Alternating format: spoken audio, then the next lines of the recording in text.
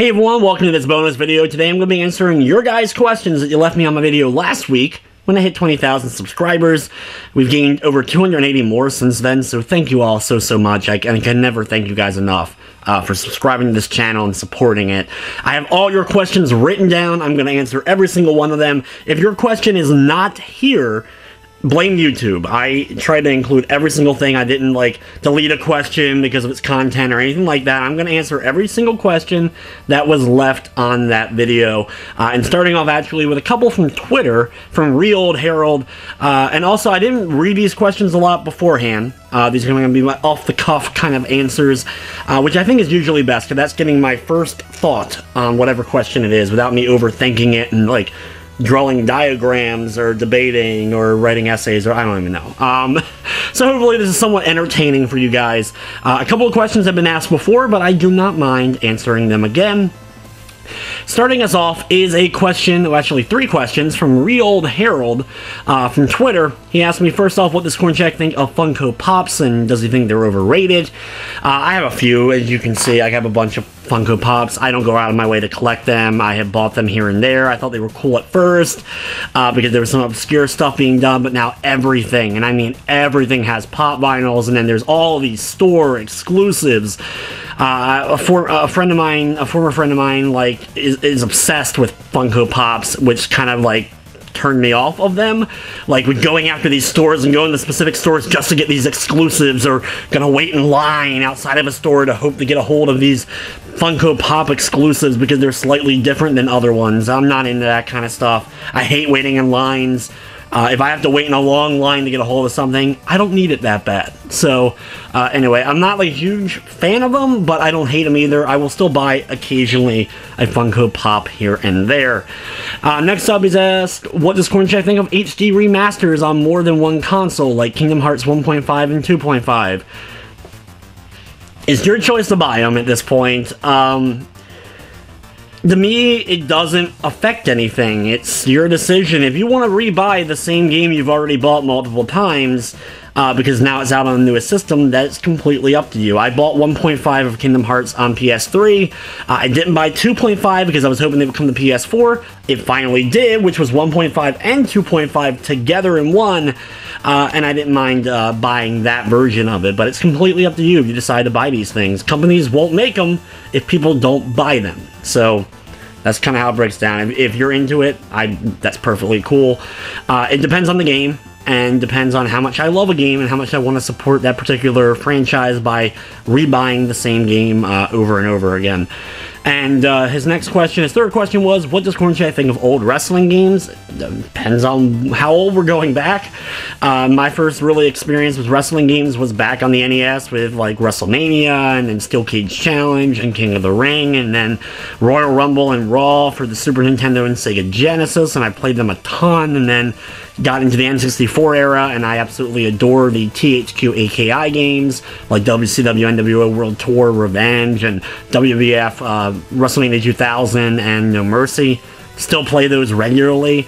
Recently, I've been playing the Fire Pro World, Wrestling World, and I've been a big fan of that series since I first discovered it way back in the late 90s, because I wasn't very familiar with import games at the time, and once I heard about the Fire Pro series, I checked it out and instantly fell in love with it and still enjoy it to this day. Next up is Starstorm asked, is this the type of job you get Social Security when you retire? If not, you'll make videos and stream until you're in your 90s. I doubt I'll live that long into my 90s, but no, I don't get any sort of retirement. It's all up to me if I ever decide to put money away and be able to have some sort of retirement. But then again, I've always said I doubt I would live past 50 years old anyway. I've just kind of been that way, so we'll see what ends up happening. But no, I don't get any kind of retirement or anything of that nature. Next up is a question from South Africa. Owen George. Much love from South Africa, man. I love your reviews. Just stay the same as always. You cover everything about a game nicely, and your vids are family friendly. If I can ask, what's your favorite indie game? First off, thanks for the question, and everyone, thank you all for these questions, very much so. My As far as my favorite indie game goes, like, it depends on how indie we're going, because sometimes a game comes out as indie and then it's bought up by a publisher and they end up releasing it. I love Shovel Knight. That's one of my personal favorite indie games, and there's a bunch over time. It's like how much we debate whether or not what's an indie game anymore. Like, is it just totally from the small developer and they're putting it out, and if another name gets involved, does that automatically negate it from being an indie title at that point? But I would say Shovel Knight is probably my favorite indie game currently out there. Next up is from Tyler Thunder. Question I have is, do you think we will ever see a Dark Cloud 3? And since a lot of old series are coming back, I know Level 5 is working on Ni no Kuni 2, but maybe some point in the future, or Sony Japan studio can make it. I never say never to anything anymore. I mean, we're getting a new Bubsy game here in 2017. Bubsy has returned. So at that point, with that, any game is possible to get a sequel and finally get a new version of it or whatever it may be. So I'm not going to say we'll never see it. I don't see it anytime soon. I love Dark Cloud 1 a ton. Most people like Dark Cloud 2 better, but I definitely like Dark Cloud 1 a bit more. I just like the characters and the areas and everything else in Dark Cloud 1 a little bit more than 2, but 2 is still a fantastic game. And if there ever is a Dark Cloud 3, I will buy it on day one. That is for sure. Next up is from Brandon Guerrera. I'm probably saying your name. Also, I apologize if I say any of your names wrong. I do not mean any disrespect.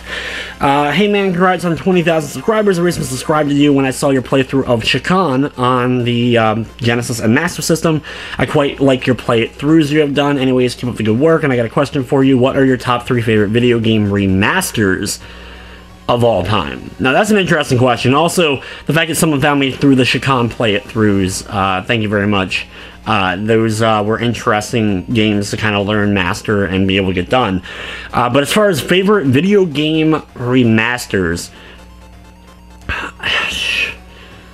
it depends on how much we're going into remaster, too, because, like, do we count PS3 to PS4 titles? Like, I would go with stuff like, you know, GTA 5 has, you know, got that touch-up, and I think the PS4 version is fantastic. Same with The Last of Us. The Uncharted games that have gotten redone were very well done as far as remasterings are concerned. That recent Wonder Boy game that was done, just beautiful art styling on it, was also pretty cool. And there's been some others as far as remaster. I know there's a lot of remasters out there, so I'm like trying to think like everything off the top of my head for favorite remastering or remake, and you know, that kind of stuff. It's rough to kind of think of like which ones I count as my favorite, because like whether or not I love the game in the past or not, I don't think there's ever been one that's been released that I didn't like the game before and now I like it now. At least I don't think that's ever been the case. Next up is from Game Pro Delta. What's your favorite and least favorite licensed game? I assume licensed we're going with as in like based on a movie or something like that. Favorite based on a licensed game. Sweet Home is up there for the Famicom, technically based off of a film. Love that. I love DuckTales and Darkwing Duck on the NES. Other ones based on licenses over time. There's been a few others. One that's weird that I really liked. It's a very simplistic 3D platformer that probably most don't give a crap about, but based on the film Space Chimps. I'll go with one of those. Like, Space Chimps on the 360 was not really that bad of a title. As far as least favorite, though, is my least favorite video game of all time, which is Back to the Future 2 and 3 on the NES. That is my least favorite game. I think that's the worst video game. One of the worst video games ever made. My personal opinion, worst game ever. I hate that game. So I would go with that being my least favorite. Next up is from Wayne JB. He said, Grats.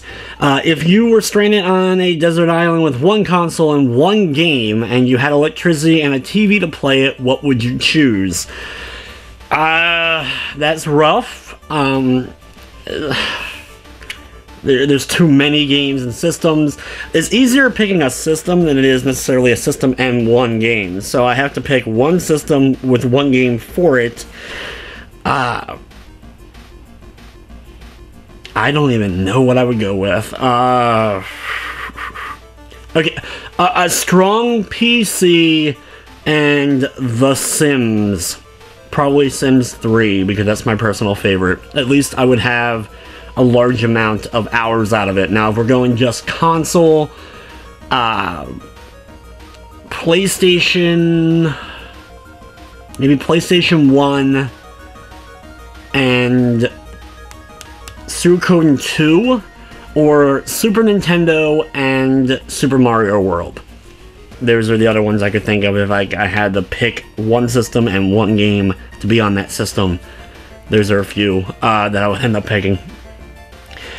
Next up, from Let's Play Indie Games, what's the worst game you've played and the best game you've ever played? Worst game, Back to the Future 2 and 3. It's the worst video game ever.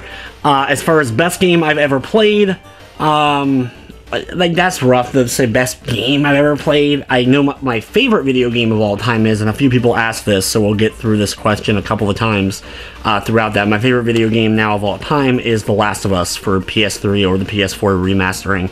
And right below that is Legend of Zelda Ocarina of Time and Resident Evil 2.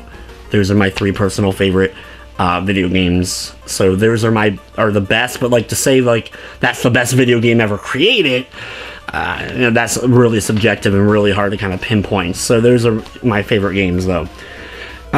K Warning asks, congratulations, Cornshaq, you deserve it. Thank you very much. Honestly, I see your channel becoming even bigger as long as you continue with excellent content. Well, I hope I do. Question for you, though, is I'm aware you're also on PC, but how do you honestly feel about Xbox? I was, when the last generation of consoles happened, I was 360. I was Xbox 360 through and through, and that's all I played. I didn't even have a PS3, it was overpriced, I didn't think there was a lot of games for it, and then Microsoft decided to change their business practices to be much more about the Kinect, and were very Kinect heavy, and fewer exclusive, interesting titles were coming out. Fable 3 came out, and I thought it was a huge disappointment. I wasn't a fan of Halo ODST or, you know, Halo Reach. As well as a few of their other exclusives just didn't do a whole lot for me. I love Gears of War 2, but Gears 3 I didn't love as much, and then there was the spin-off, and it just... So, like, Xbox turned me away, and I went to PlayStation, and I switched to the PS3, discovered Uncharted, fell in love with that series, Last of Us. I already loved Sony from back in the day with PS1 and PS2, and like I said, I had switched to Xbox 360 because of how expensive the PS3 was, but because Microsoft lost me and I switched over. I don't have any issue with Xbox, and there's a lot of franchises still on Xbox that I really like. There's just not enough exclusives that I love to warrant me getting an Xbox One and switching over. I mean, if someone sent me an Xbox One for free, or I won the lottery, or all of a sudden became rich, you know, I'd buy an Xbox One and do stuff for that, like do the exclusive and cover the exclusives and stuff like that. But currently, no matter what system you prefer, as long as you have one of them, you can pretty much play everything. There's so few, like, pure exclusives for each system. I don't think you're going to lose. If you have an Xbox One, you can play pretty much everything. If you have a PS4, you can play pretty much everything. It just decides whether or not you like a certain exclusive over another. Do you like Uncharted? Do you like Gears? Do you like Halo? You know, whatever it may be. So, like, you have to decide, you know, what you end up liking more so than the other. But I think you're good as long as you have one of the consoles if you're trying to keep up with modern gaming. And you could argue the same with as long as you have a really strong PC, but then you're looking at a much higher price point than either one of the consoles ends up costing. Next up is from Mr. Boy Wonder 1985. He asked, did you like Bloodborne, and do you think we'll see a sequel? Love your reviews. Thank you very much. I don't like any of these Soul style of games. I'm not into them at all. I don't like the style of gameplay. I don't like... my biggest problem is not difficulty. As I've beaten and have loved a lot of the toughest video games, like, ever ever made. But anyway, I just don't like the progression. I don't like the way the story is told in a lot of the Souls games, where it's a lot of like you have to find the lore instead of being directly told about it.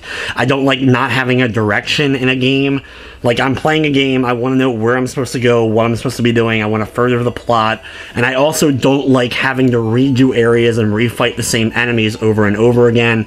And a lot of times when I played the Souls games, it was do an area, you may die during it, then you have to retread the same area, fight the same enemies, and hopefully get back to your point. You do get shortcuts, of course, along the way, and all that, but still, you're retreading a lot of the same areas. And a lot of people really like not having, a direction that you're being forced to do, or, you know, they don't like necessarily lore and story being, like, poured down on them all the time, and all that stuff. I totally get why everyone loves the Souls games. I totally understand it, but I just don't personally like them.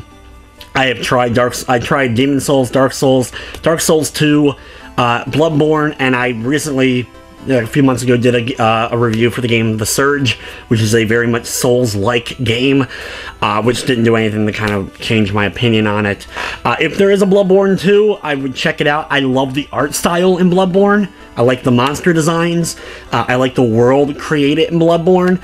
I played it a little bit when it first came out, and the load times were horrendous. I know they have patched and fixed that since, but that took me out of the experience, and since I'm so busy, it's really hard for me to play a game after it's been out for months and months. I can't really go back. I don't have the time to do that, so unfortunately, I couldn't get into Bloodborne when I tried.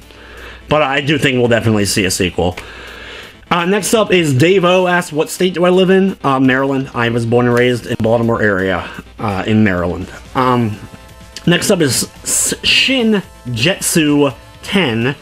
He has two questions. First off is, what is your gut feeling on the potential outcome for the Final Fantasy VII Remake? I think no matter what that game does, there is going to be a lot of hate, because you're remaking, considered by a lot, the best video game of all time, or the game that truly got them into RPGs, or even into video games, a game that changed the world of gaming forever. It brought the RPG to the forefront of North American gaming, which, despite the best efforts of a lot of companies and a lot of great games during NES and Super Nintendo, they were unable to do. You're talking about an iconic game. So no matter how you remake this title, which I think episodically is the wrong way to approach it, but I'm not a CEO of a major company, or else I'd be a lot richer than I am. But at the same time, I don't think there's any way to make this game without getting a lot of hate towards it. I like Final Fantasy VII a lot. I love the characters, I love the world outside of Cloud. I'm just, the main character, Cloud, I've never been a huge fan of. But I love a lot of the other characters, the story, and the world, so I look forward to still playing it and trying to be as unbiased as possible going into it. But I think it's going to get a massive ton of hate no matter what it does. This is the kind of game that you're going to look at it, and if there's one little thing off, just a tiny pixel off, people are going to hate it and call it the worst game of all time and a waste of time and all that kind of stuff. This, just the opinion of the way people work. So I'm hoping it's going to be good. And I'm just hoping it's an interesting take on a story that we already know and already love, which I'm not really against. I don't mind a remake if it tells the story slightly differently. I've played a ton of stuff inspired by classic novels that have changed things up, and I like different takes on things. How many origin stories have we gotten for the comic book characters? Or how many things have been inspired by the likes of Alice in Wonderland over time? So I'm willing to give it a shot. I just think the game has a huge uphill climb to potentially reach greatness in the eyes of most gamers. But I'm going to do my best to like it. And if I hate it, I probably will do a review for it, so you guys will know whether or not I do or not. He asks next, if you ever visit Kyoto, will you let me buy you a beer? Darn right. In fact, you can give me some sake or whatever. I don't know if Japan has ciders of any kind. I'm a cider guy. I do enjoy beer, though. I can drink beer. I just don't like a ton of hoppy beer. So keep that in mind. But other than that, yes, of course, you can always buy me a beer. I will never turn that down. There's a question later on about something that we'll get to in just a bit. Next up from George McEllery. Elry, sorry, if, like I said, once again, if I say anyone's name wrong, I apologize. You are the best, and I hope you continue to stay true to the format that has gotten you this far. I don't plan on changing anytime soon yet. Stay true and honest, and I know this channel will continue to grow. My questions are, what is your favorite item in your personal collection, and will you ever do a giveaway? Favorite item in my personal video game collection, that's a little bit hard. Probably my Evo Search for Eden is one of them. That's, if you look at a lot of my reviews, it's always just to the side of me. I love my overall collection of Zelda and Resident Evil stuff and Silent Hill stuff. I'm trying to think if there's anything else that catches my eye right away. Because my collection is as big as it is, there's a lot of items that I cherish, but I don't know if I have one item more than any that I look at as like the best item or my favorite item in my collection. And as far as giveaway goes, as soon as this channel can get to, like, it keeps growing, and I love to do giveaways. I love being able to give stuff away to people, and I even have a goal on my Patreon.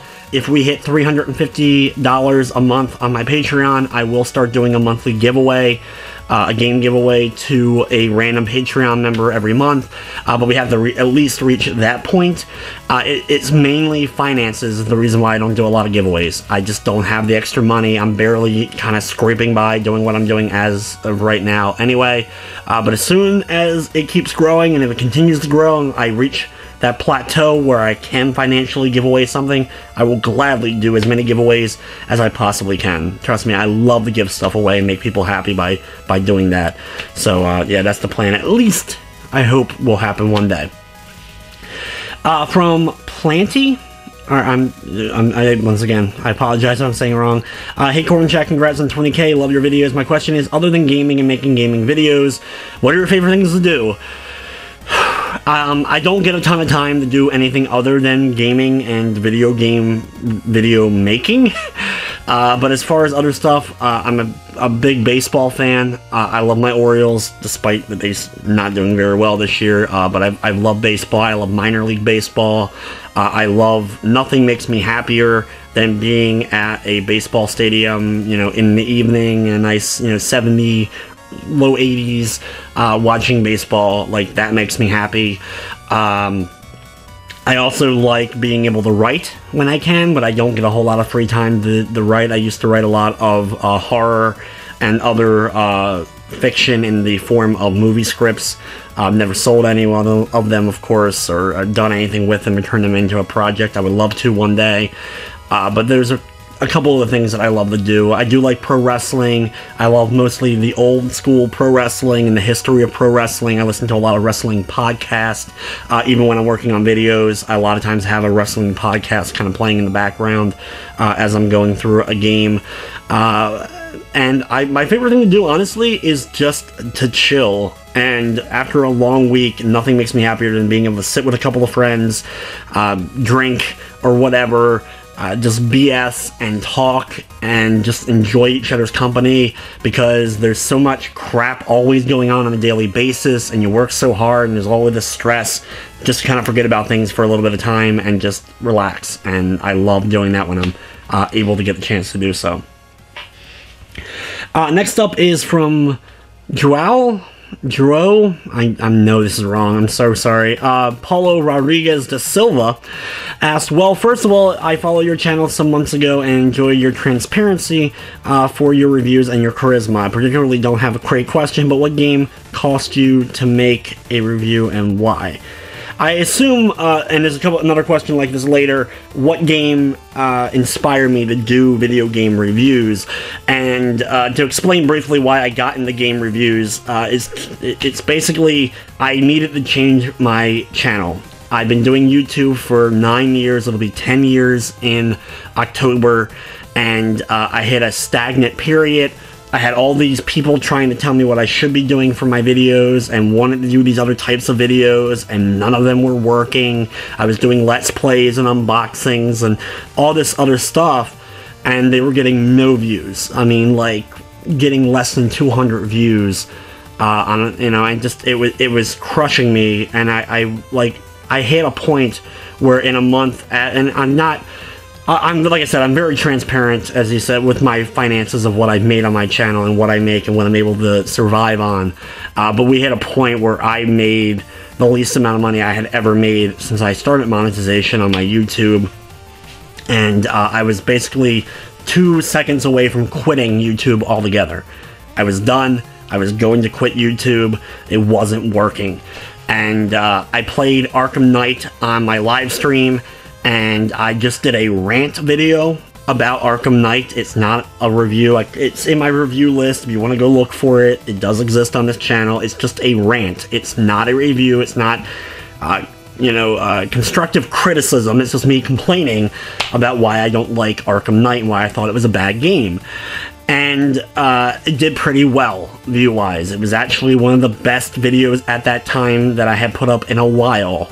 And that made me start thinking. So, after waiting a little bit, that was doing well. I decided, like, a couple months later to do a kind of test review, which was Until Dawn, and that did okay. Didn't do great, though. I even put it up on the day it came out, but I think there was a ton of other reviews out there, and I wasn't established as a reviewer by any means. But anyway, it came out kind of cool, so I decided, you know what, I have a format now. Maybe every so often I'll do a review or two just to supplement everything else I was doing.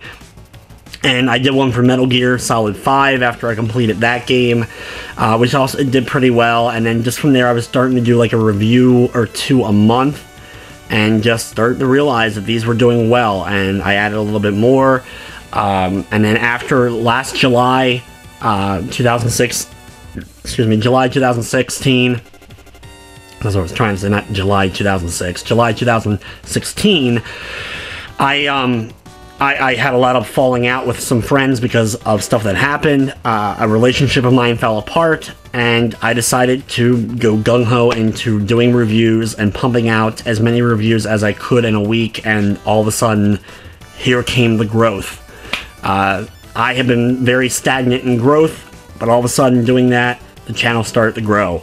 And the proof is in my numbers as far as my growth over that time compared to my growth over the last few years prior to that. So that's what got me into doing reviews. It was more of a necessity, last-ditch effort, because I love doing these videos, I love doing gaming, and I enjoyed sharing it with people, but it just wasn't doing very well.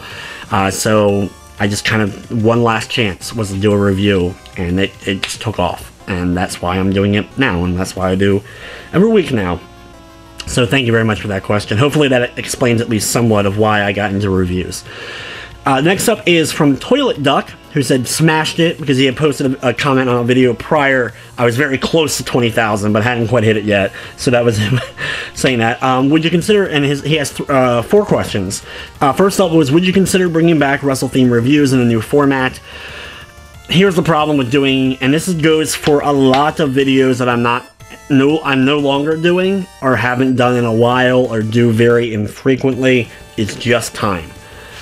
Because it's just me doing videos, editing, and doing content, and with me doing as many reviews, and still doing play-it-throughs, and throwing in the retro reviews or a top 10 here and there, I just don't have the time to produce the videos myself. If someone else came along and was like, hey, I want to do these things again, would you want to be a part of it? And they were going to take full reins of promoting it, editing it, getting it out there, potentially, I would say yes. I would potentially be interested in bringing anything back. But that's what it would take, because unfortunately there's just way too much on my plate currently, and there's only so many hours in a day in order to, to work on stuff. So, any plans for a podcast? Basically, see the answer to the last question. That's the reason why there is no... Basically, after I had that falling out with friends that were a part of my old little podcast I had on Twitch, I just never had the time to put into that podcast to truly make it worthwhile, whether it be equipment, whether it be the editing, getting it out there, trying to promote it, all that kind of stuff. I would love to be able to do a weekly style of podcast, or maybe every other week, just talking about gaming news still, and getting kind of my opinion out there, because some people seem to be interested in that when I was doing it. It's time and having the ability to get it out there to be seen, because I don't want to do anything anymore that's going to be basically a waste. If I can't promote it or put my full effort and stuff behind it, it's just not going to work. And as a one-man operation, it's hard a lot of times to be able to have enough hours to put into everything. Next question, are you going to redo your Mario Land 2 play it through? Yes, I'm not going to delete the old one. At least I don't currently plan to delete the old one. But yeah, that video needs to be redone. That did very well for me view-wise over all these years, but it's not a good video. I can't watch a lot of my old videos. I hate most of my old videos. But one day, yes. I actually was almost going to do it this year. I found out there's like no difference between the North American and Japanese versions of the game. When I was working on the Super Mario All-Stars play-throughs that I did a few months ago, excuse me, I was planning on doing that, but that's the reason why it never happened. Just so there wasn't a whole lot of differences between the North American and the Japanese version, so that's why it didn't happen. And then, what is your process for recording a play it through? For many years at this point, I've wanted to do a video kind of better explaining it. What I used to do, which I don't do as much anymore, is I used to pick a game, put it into my system, my actual NES or Super Nintendo or Sega Genesis, and play through it until I felt confident in it. Now I use mostly an emulator to practice still. Before, I've always used an emulator. I've never hidden that fact.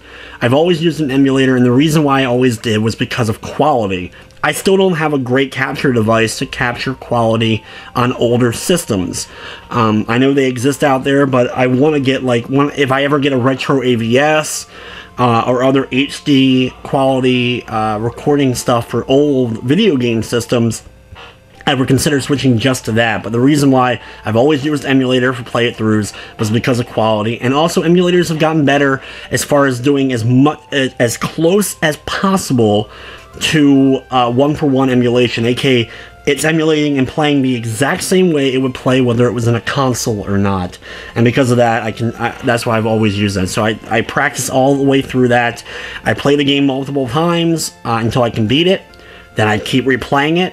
And then I start to practice specific areas where I'm practicing just a boss fight or practicing just a level. I take a lot of notes and make sure that I'm ready to go with whatever I'm currently working on, and then keep playing it until I complete a run that I'm happy with. Whether it's sometimes no death and sometimes there is deaths, I do my best to make as good of a quality of a run as possible, and then you guys finally get to see it. So that may take days, weeks, months, and a couple of times years of me keep going back to a game until I was finally able to pull off a run that I was happy enough with for you guys to watch. So that's kind of the process for doing a play it through. Next up from Jen Eric. Hey Cornshaq, congrats on 20k. Thank you. My two questions are, what's your favorite racing game, and who is your favorite pro wrestler, or even top three? For me, Drive Club, and then Kurt Angle / Undertaker. And thank you for all the awesome reviews you put out. Favorite racing game. If we're going realistic racing game, that's a little bit harder because I don't play a whole lot of realistic racing games. Like, but I did like the Project Gotham series on the original Xbox. And I like Gran Turismo 2. But that was like the last Gran Turismo I really liked a lot.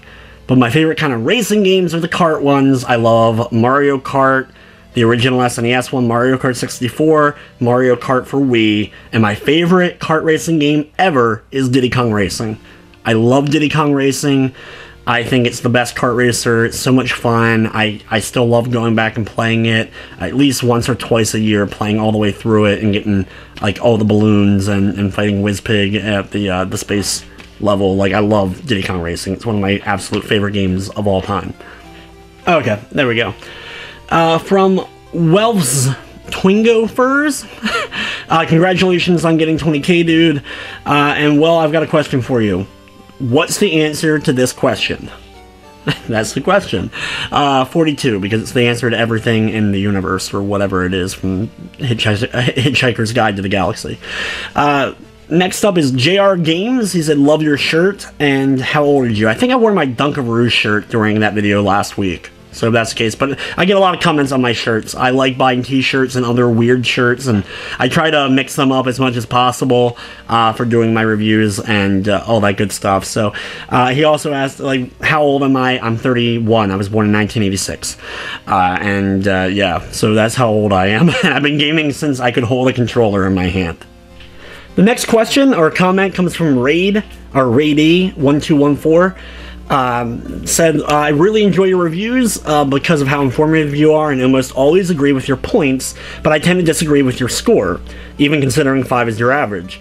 Your bias often shows on some types of games, which is fine since you just happen to enjoy certain styles of games more, but have you ever considered simply not having an end score? I think the scores detract from your very informative reviews. I don't know if it's harder to get a review copy or something if you don't give it a score, or if it's an expectation from industry standards or something you just like doing for yourself.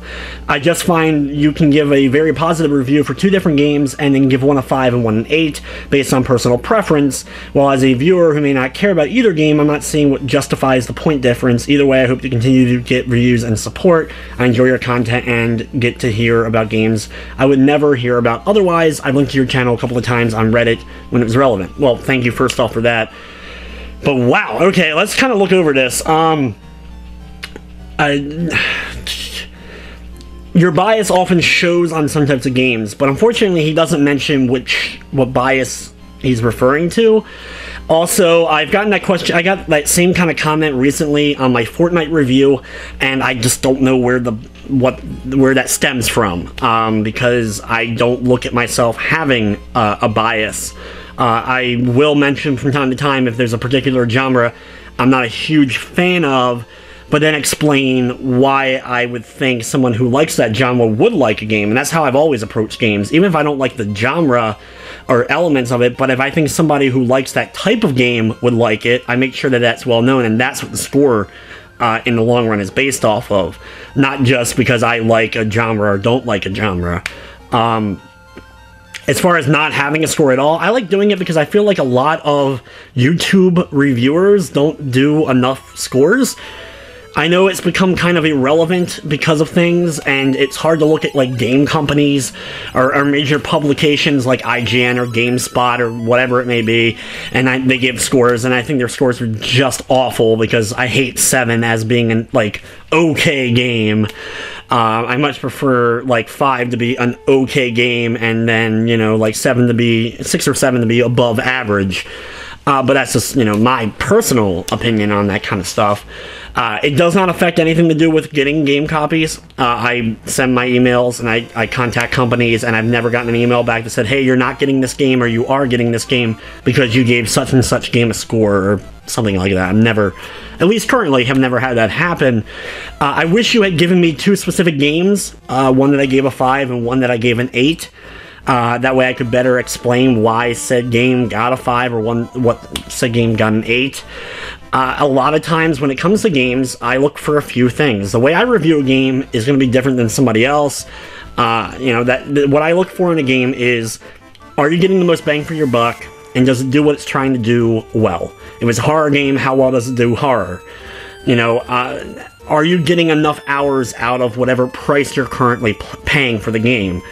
A game that's a AAA release by a major corporation and a major company is gonna get judged a little bit more harshly sometimes than a game that's an indie developed title by one person.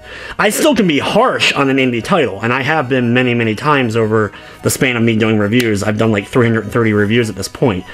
But if I'm playing a game that was highly anticipated, whatever it may be, I'm going to look at it like, this game is charging full price $60, sometimes more, and is it worth that $60 price tag? Some people think that price should never come into play when it comes to a game, but being somebody who collects video games and has a collection of over 4,000 games, I have never overspent on games. I don't overspend on my games, and I always try to go for the cheapest possible experience that I can. When it comes to video games, I'm very infamous for buying games at $1, $2, $3 at most, in order to kind of like build up my collection when they were at their like rock bottom prices. So I very much as I just hit my camera. I very much am looking for, are you getting the most out of your money? So a game that's an hour long and $60 is gonna get a very critical eye to it, more so than maybe a game that cost $1 and gave you an hour. But if it's a game that cost $1 but gave you like endless amounts of hours, 15, 20 hours of gameplay, that's pretty awesome. As long as it did everything else well. It wasn't bogged down by technical issues, and it did what it was trying to well enough. So, I don't know, maybe that doesn't explain better why certain games get the score that they do. I don't know where my bias shows. I'm always, my point of my reviews, take score even out of it, is to try to just give enough information on a title to see whether or not it's worth buying for you. Because I can give a game a 10, and I don't very much give games 10. In fact, I haven't yet. But still, like, if I gave a 10, you may give that same game a 5. But hopefully the rest of that information throughout the course of that video helped you decide whether or not that game is for you. Because no one wants to buy a game that they hate. At least, I don't think so. Maybe I'm doing gaming wrong all these years. But even when, you know, like, I want people to know what they're getting into before they go ahead and buy it. So, for the most part, when it comes to my reviews, if I get that point across, which it seems like for the most part that at least is still getting through from the comment, then I'm pretty happy with how it was taken, or how my review was taken. So, I don't know, maybe this is just a complete mess now that I've kind of gone rambling on this, but hopefully that at least somewhat better explained it. Whew! Need a breather after that here. Just shoo. Oh, man. Anyway, moving on. From Rookswoods Rock, has a mouthful right there. Are you a fan of the stealth genre? And if so, what are your favorites? Here's what's weird about stealth games and me. I'm not a huge fan of stealth games because I don't have a whole lot of patience when it comes to certain games. I don't like sitting there waiting for like 10 minutes for an enemy to come by or whatever it may be. Like, I want to get into the action, I want to continue the story, whatever. But yet, I love a lot of stealth games. I love Metal Gear. Metal Gear is one of my absolute favorite franchises. I like the Assassin's Creed series. A lot of Splinter Cell. I used to love the Splinter Cell series, especially back on the Xbox days. It was on all those consoles, but I played a lot of it on the original Xbox. So I love the genre, but at the same time, I don't always have the most patience for it. So as long as a game isn't pure stealth, where it has to be only stealth and you have no ability to kill at all, like defend yourself at all, then I usually dig it and enjoy it. But there's times where a game is like pure stealth and it's harder for me to enjoy. It may still be a really cool game. If you have like really creative and fun ways to kill people stealth-wise, then I can still dig I can still dig the game. Like a game that's kind of stealthy, but I guess wasn't. Techno's Deception came to mind right away, but more so the Thief series. The Thief series is pretty cool. And then, oh man, I cannot think of it. I reviewed the game a few months ago with the Goblin as the main character, and now I can't think of its name. And you guys hopefully know what I'm talking about. Like that game, both of those, especially the second one I did a review for, has a lot of creative, fun deaths that you're able to pull on people throughout being very stealthy. So I still kind of dug that and enjoyed it. But so yeah, I enjoy stealth games, but I'm very I have no patience. So a lot of times I rush into things and all that kind of stuff. So. From Omega Jack Red 666, which game inspired you to start doing playthroughs? There's no game that started me to do playthroughs. The reason I got into playthroughs was I saw a thread on Game FAQs very long ago on the NES Game FAQs board, and someone was advertising their NES for Let's Plays, and I thought, I could do that. I like classic games. I'm pretty good at them, and that's kind of how I got started doing videos. From Big Bert's 1, I'm blanking on questions, but suggested favorite YouTube channels or podcasts. Also, by the way, so underrated and really deserve 200k plus. I've been following for years before even having a YouTube account, simply based on your classic playthroughs, and haven't been bored or disappointed since. Thank you very, very much for that. As far as YouTube channels or podcasts, When it comes to podcasts, I mostly listen to wrestling podcasts. I listen to the Jim Cornette podcast, the Tony Schiavone one, the Eric Bischoff one's pretty good. Bruce Pritchard's is okay. I'm not a huge fan of Bruce Pritchard in general, just opinion-wise, as far as when it comes to pro wrestling and stuff. That's most of the podcasts I listen to. But when it comes to YouTube, I mostly watch video game-related YouTubes and horror, sometimes horror-related ones. But for the most part, when it comes to YouTube, I always Cinemassacre and AVGN specifically. Pro Jarrett. I love Pro Jarrett's videos, and he's also one of the coolest. Him and James from Cinemassacre are two of the nicest guys ever. They're awesome. I like Gaming Historian. I like, more recently, My Life in Gaming. They've done a lot of really good videos. I like just those that talk about gaming and truly seem to love it. So that's why I like, for example, Pro Jarrett. It comes off at least as someone who really does love and understands gaming, which is something that I don't get all the time from a lot of YouTubers. I also don't like a whole lot of drama. I don't watch drama channels. I will occasionally watch a rant video or a news video or an opinion piece, like Alpha Omega Sin. I used to watch a bunch of, but like I said, I'm so done with negativity when it comes to my life in general. I don't watch the news on a regular basis. I don't get into discussions of politics or whatever usually. Not that I don't have my own opinion, I'm very opinionated. But at the same time, I kind of like avoid that kind of stuff. When I watch a YouTube channel, I want to watch for entertainment, to just kind of get away from whatever. And even though it's weird, I do video gaming all the time, yet still pretty much my whole life outside of doing video game videos is still watching gaming related content in some way, shape, or form. So gaming's my life at this point, and I love it. So that's a few that I watch. I love Pushing Up Roses, and I like Metal Jesus Rocks. There's some, and he's done a lot of amazing videos. It's nothing against him, but there are some times where he's done some hidden gem videos or some other videos where I'm like, he doesn't quite know information about certain games and all that stuff, and I'm just like, Urgh.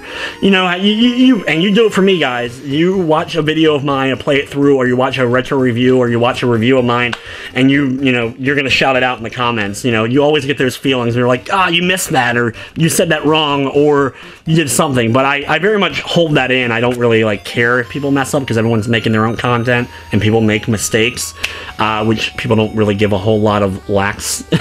They don't be like, oh yeah, you just made a mistake. There's no point in me shouting at them in the comments.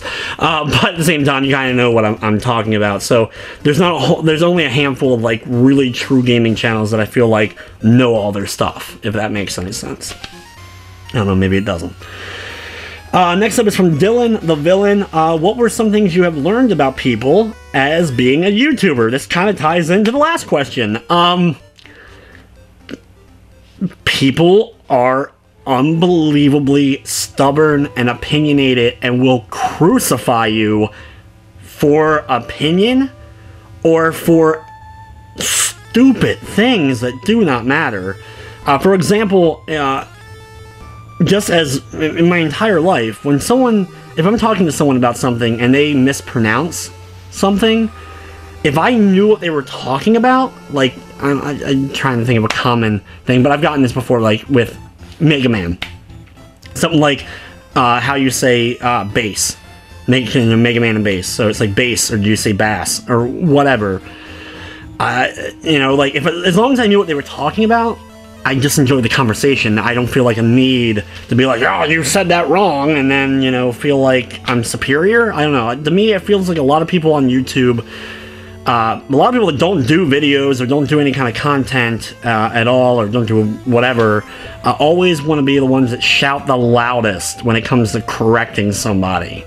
And that's something that I've noticed with people a lot during my time on YouTube, is people wanting to shout. If you make any sort of mistake, no matter how minor, you're going to get yelled at about it. And then, God forbid, if you have an opinion that is against a Nintendo game. A modern Nintendo game. Nintendo fanboys are the absolute worst.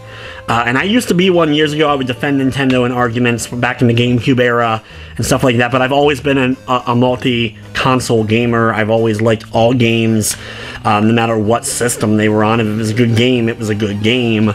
But very much so, Nintendo fans, it's like, if you criticize a single Nintendo thing, oh boy, you are the worst human being that's ever lived. I actually got death threats because of my opinion on Zelda Breath of the Wild.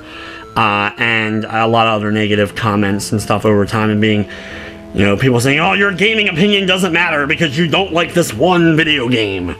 Which I'm like, really? Because I could question your expertise on gaming?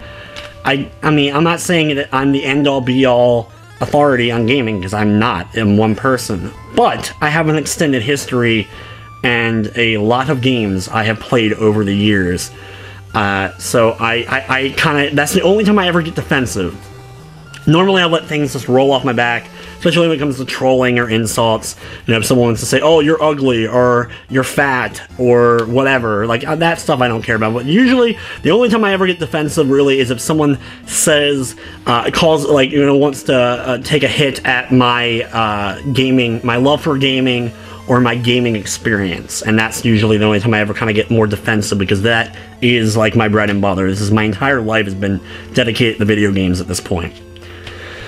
Next up is, S'more Brother asked, what's your favorite video game of all time? I kind of covered this earlier, but Last of Us is my favorite game of all time, followed, right below that by, Legend of Zelda Ocarina of Time and, Resident Evil 2.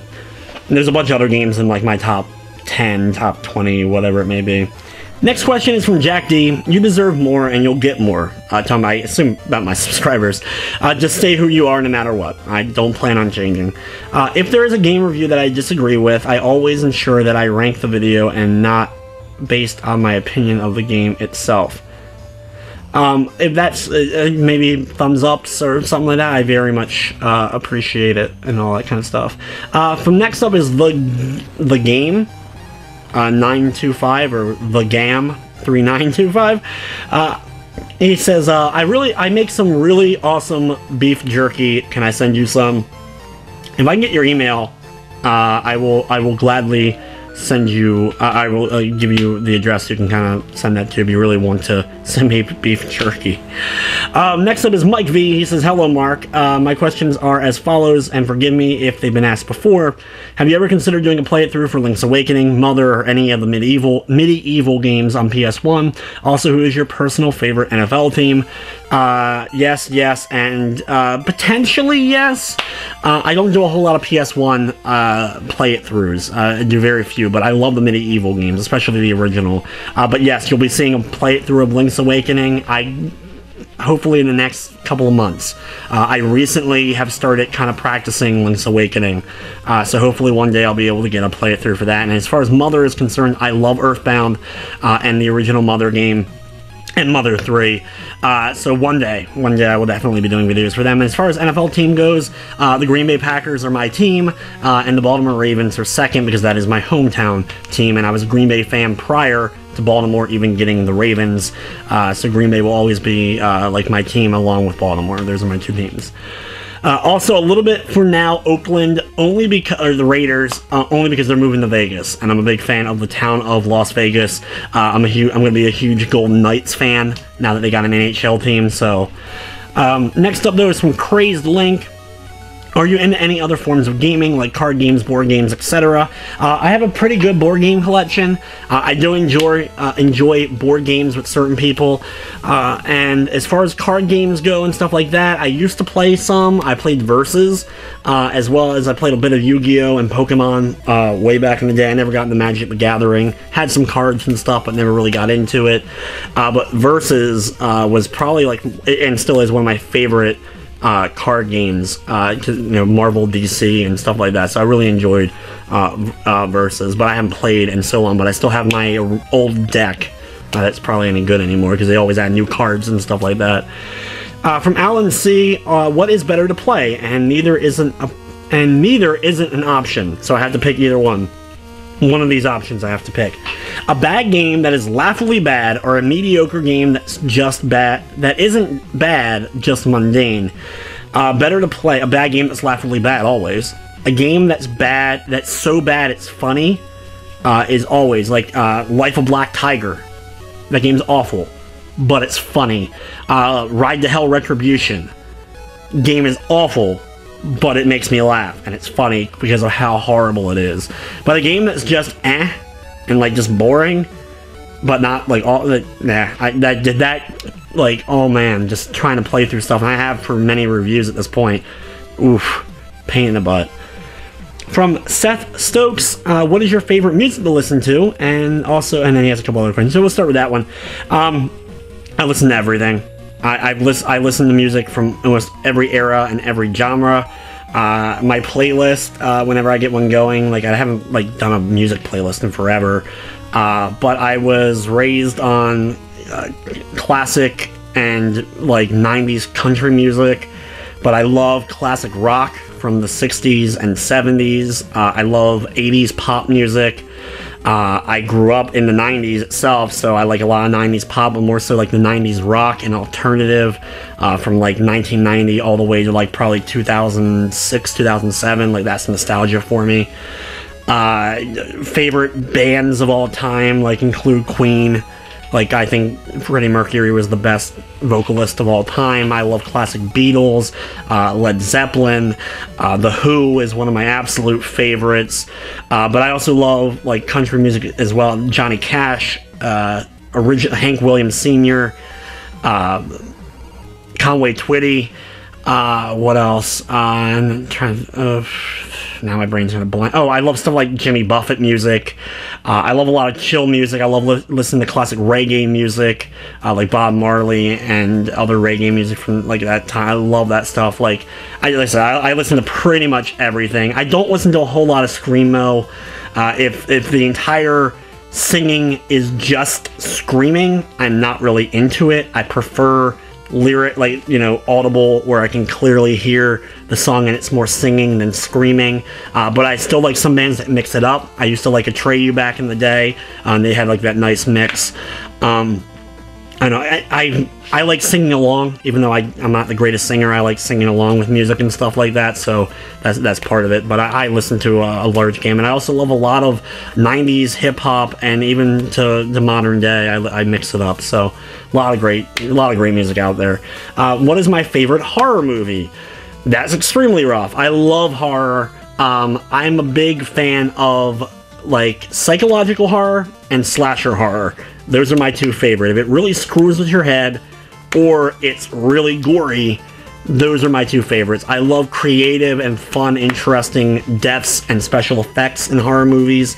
I hate that a lot of like modern horror do like really crappy CG effects. I hate that stuff. I like classic practical effects, and that goes for all genres of movies. Makeup and practical effects always win for me over CG. Tom Savini, like after I saw like Dawn of the Dead and stuff, I just absolutely fell in love with makeup and practical effects. So I love that kind of stuff. But picking one horror movie that I like more than any other is nearly impossible for me. But I love like the gory slasher movies, and then if you count Shining as a horror movie, that's way up there as far as horror as my favorites. But I love the original Friday the 13th. I like the original Saw, the first Saw. As far as like pure movie goes, I love Saw. And there's a bunch of others over time, but that's a couple of them. And then, what is your favorite game? Last of Us. Next up is Graham Sheridan. Well, don't be man. Well, don't. Hopefully I didn't mix anything up. So, well, don't be man. I watch your videos in the morning when I'm getting ready for work. Fast-paced and easy to digest. Greetings from Ireland.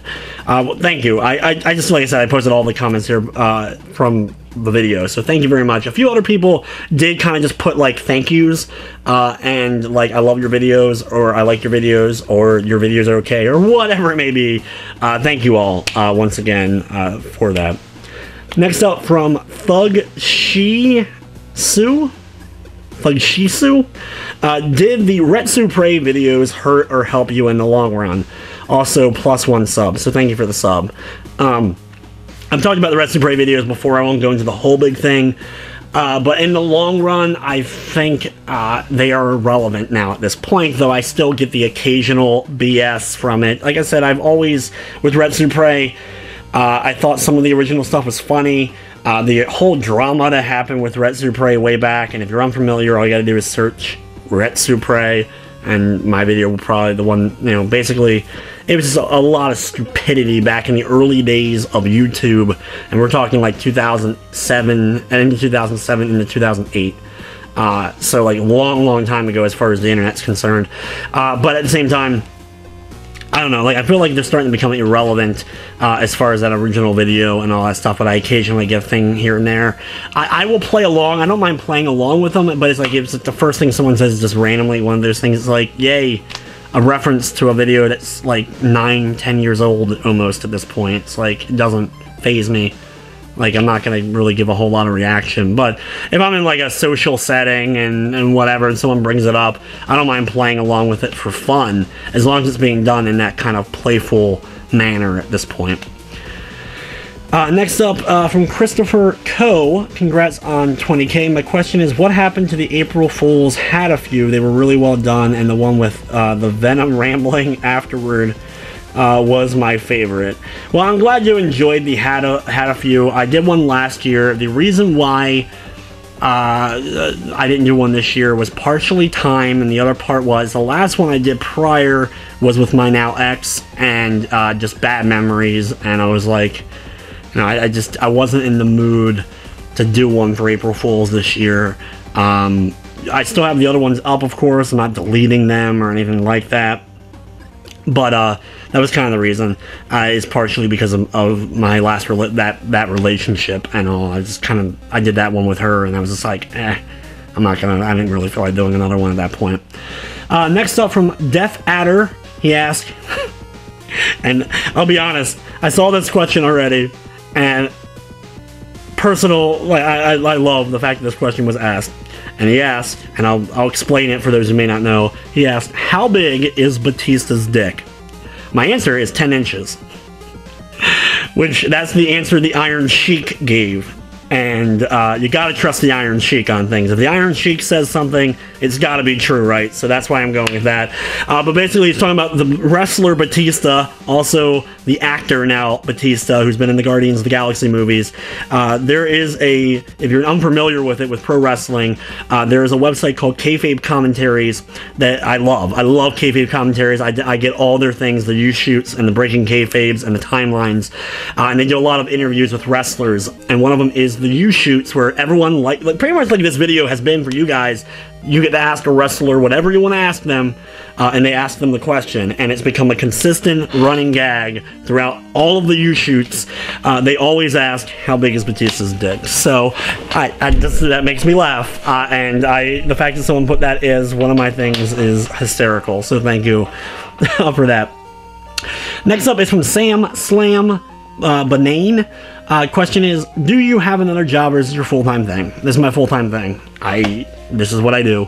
I do my videos, and there's no way I could produce the amount of content that I do without this being my full-time gig. So this is my full-time thing. From Roswell01, Area 51, there's ROM hacks and Castlevania playthroughs are just splendor, deserving to be watched again and again. Creativity and nostalgia keep the videos coming. Thank you very much. I do want to do more Castlevania games, especially ROM hacks. There's a lot of really great ROM hacks out there. I do plan on doing more in the future. This is when I have time to dedicate enough to do a video for it. Next up from Duke Jaywalker, and a lot of questions here. I'll try to get through these. How many hours per week do you play video games? It depends on if you count, like, playing the game, or if you count also the video making and the editing and stuff like that. But on average, between 14 and 16 hours, between 12 and 16 hours a day. Saturdays, I try to take off and try not to work Saturdays, but sometimes I end up working. Like this past weekend, I worked all day and all night Saturday because I was doing that Fortnite review.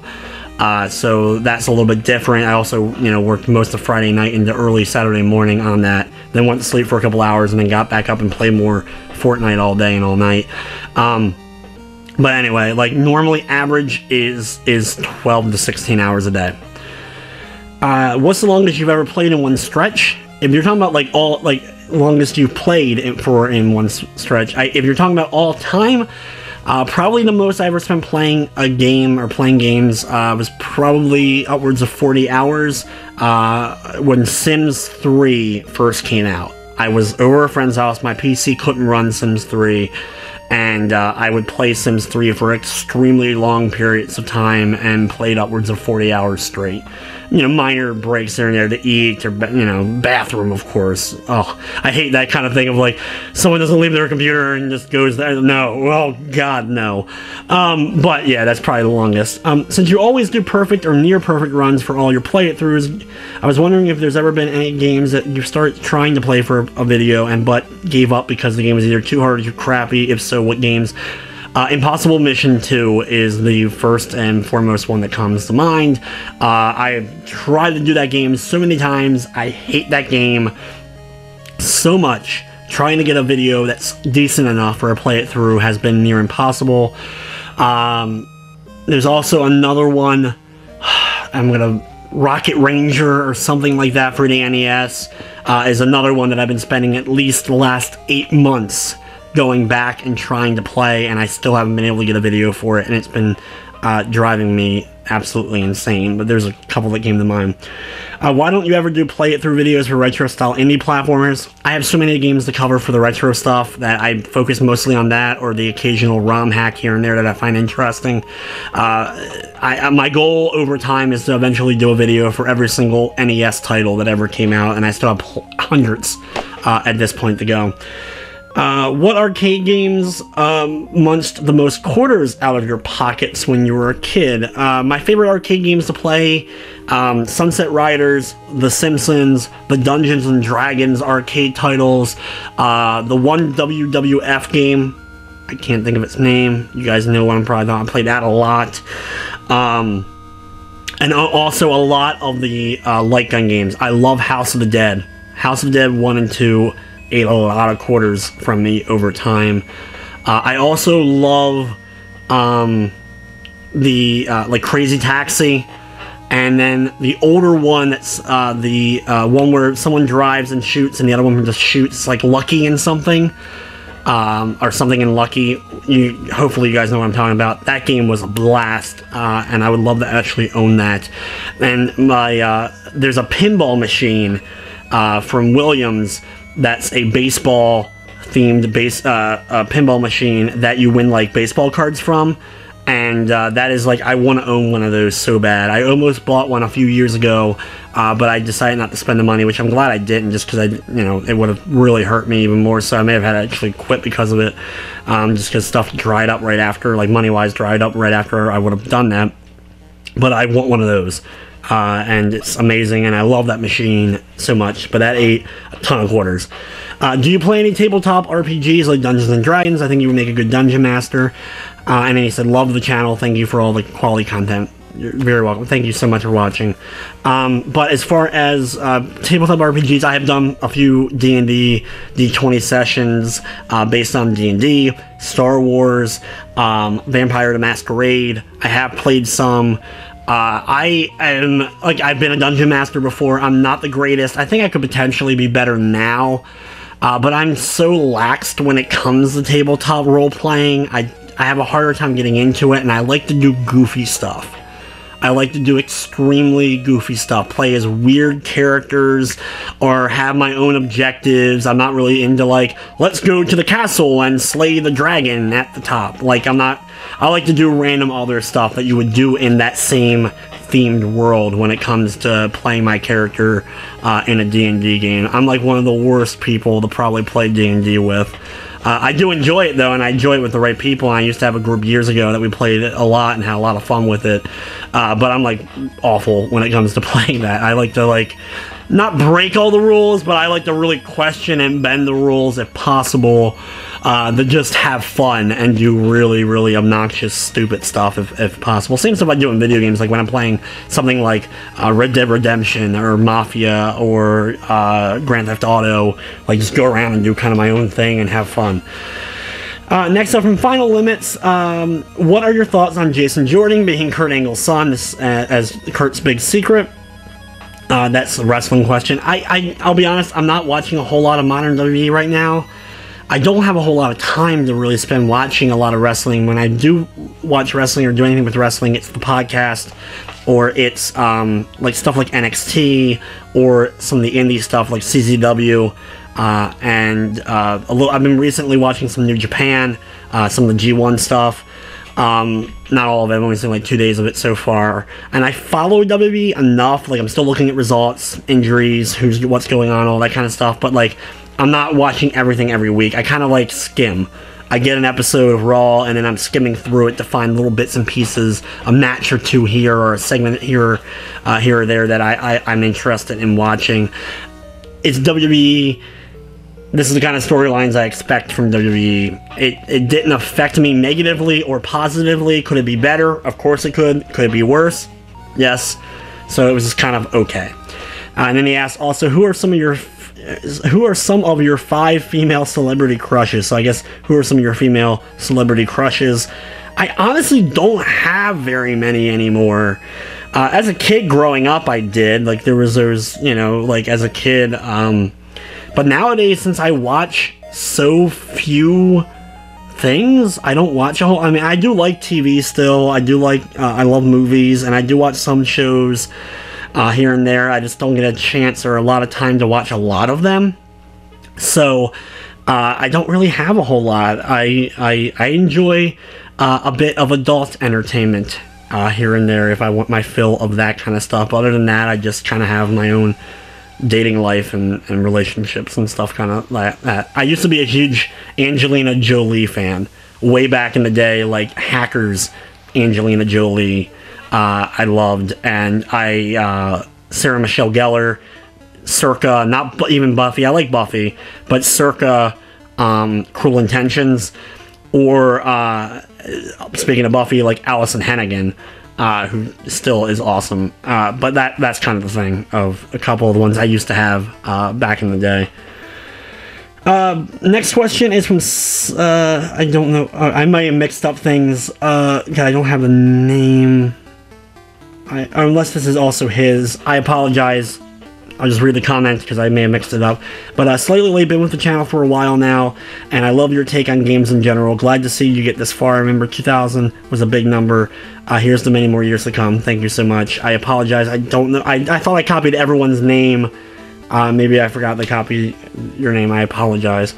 My question is kind of basic and casual. Did you play the Destiny 2 beta? And if so, what did you think of it, about the gameplay in general?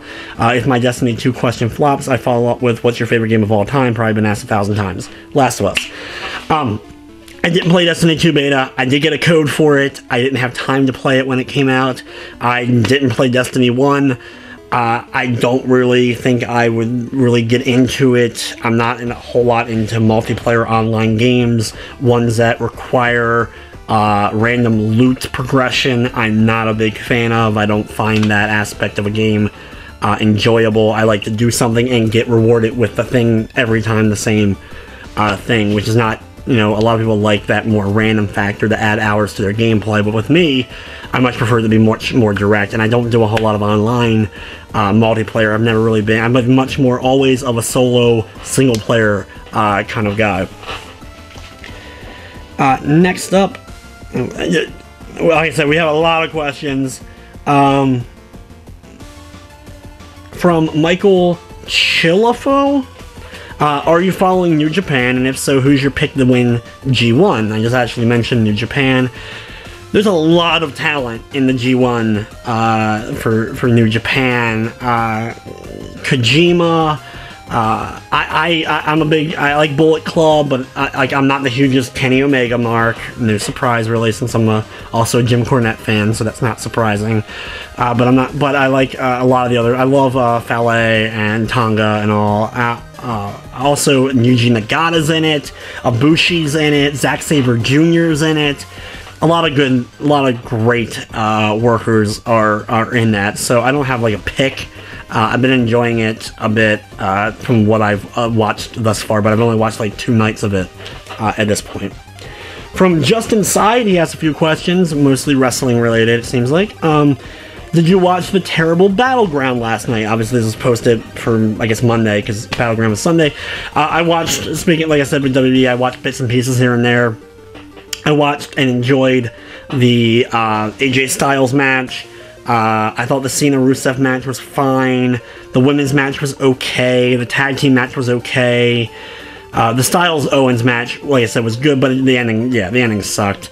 And then the Punjabi Prison match, I thought could have been so much more than it was. I like gimmick matches like that. I thought Great Khali coming back was a nice surprise. We don't get a whole lot of surprises anymore, so that was kind of cool. But it could have been a lot better, yeah, that's for sure. Yeah. Then second question was thoughts on... Oh, sorry, that's in a different question that's coming up. Do you play any mobile games? If so, which one? No, I really don't. I play a little bit of a couple of the WF ones or WE ones. And I played Fallout Shelter when it came out, and I played a couple here and there. I'm still going to do the occasional mobile review, just because of if I'm bored, if I have nothing else, or like something catches my eye, like I did that Spinners vs. Monsters game a few months ago now at this point. But I don't really play mobile games. I'm on my phone all the time, but it's always either checking comments or responding to emails or texting or whatever it is. I don't spend a whole lot of time mobile gaming. Asked if... Next question is, are you straight edge? Nope. And then, how come you don't do wrestling reviews? I did some wrestling review stuff in the past.